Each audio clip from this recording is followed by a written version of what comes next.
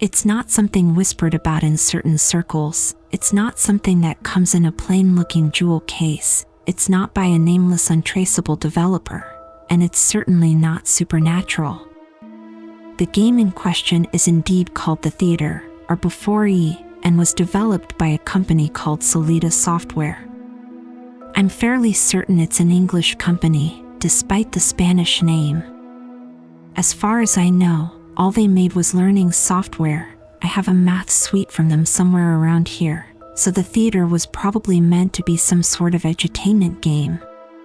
The game was obviously never finished, probably from lack of funding or the whole company going under. The description in the story is actually pretty accurate. It's in a first-person perspective, with flat sprites in a 3D-ish environment and glitchy as hell. The ticket taker has an egg-shaped body, and one of his hands is huge and misshapen, I think to look like he's reaching toward you for your ticket. The description of the swirly headman is also accurate, just a glitched version of the ticket taker, but I saw a few people saying that he looks like Gigas. That's not the case.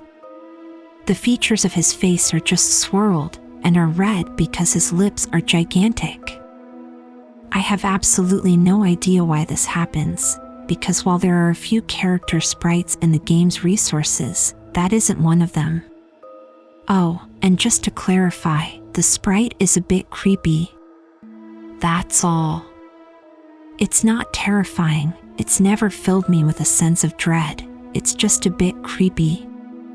The game plays pretty much exactly as stated in the story, so accurately, in fact, that I think the author just downloaded it somewhere and decided to make a scary story of his experiences. I'll admit that some things in it can be unsettling, but not OMG crap your pants scary. Like I said, the game is unfinished and very glitchy. I think the idea is to select a movie from the posters on the wall, enter the theater, and play a minigame. The minigames are glitchy and missing resources, to the point of being almost unplayable, but there doesn't seem to be a time limit on any of them, so you just have to plow through until you've done something right enough times to be dumped into the lobby. What's described in the story is what happens if you don't select a movie. You'll be allowed to enter the theater, but since the parameter of which game to load hasn't been set, you'll just be dumped back into the lobby. Here's where it gets a bit weird. If you continue to enter the theater without choosing a movie, sometimes creepy things will happen. I'm not sure why, but if I were to make an educated guess, it would be that glitching past the mini-games like this causes variables to reach values that they weren't meant to, resulting in things appearing where they shouldn't. Or, the game is just glitched to hell and back. It's been years, but here are some of the effects I can remember. The swirly headman. Movie posters appearing out of their frame. Textures changing color. Legitimately disturbing audio issue. Other characters. Other areas. The last two are obviously the most interesting ones.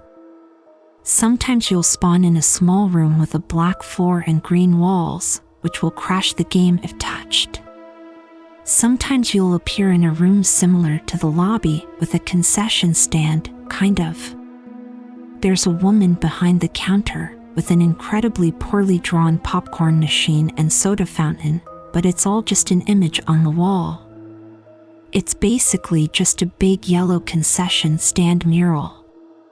I don't remember if you can interact with it or not. The only character that appears worth talking about is a guy in a brown jacket, who appears on the sidewalk outside the lobby. Looking back, I don't think the story mentioned this, but to the left of where you start out the wall is a row of glass doors looking out onto the street outside the theater. If you glitch past the mini-games enough, a man in weird-looking jacket, I think it's supposed to be Tweed? It's a mess, with a huge smile on his face will be just on the other side of the doors, staring at you. I mean a huge smile, like Freaky Fred or Spark Brushel, Google image search if you want. Actually, since he has the same body shape as the ticket taker, he looks a bit like the mayor from The Nightmare Before Christmas. His smile isn't creepy though, it's just broad. What is creepy are his eyes. While the ticket taker, Ashtray, and other sprites will always face you, the smiling guy is anchored in place like one of the walls. His eyes, however, are always staring right at you. Just thinking about that gives me chills. Okay, while there's nothing overtly scary or supernatural about the game itself, that's one thing that I will admit legitimately scares me. Like a porcelain doll. Ahem. That's pretty much all there is to the theater. If you can find it somewhere, I'd recommend downloading it just to see what it's like. Oh, one thing I'd forgotten. As stated in the story, getting the thing to run is, to say the least, difficult. I think someone got a hold of all of the code and resources and just compiled it and added their own installer or something.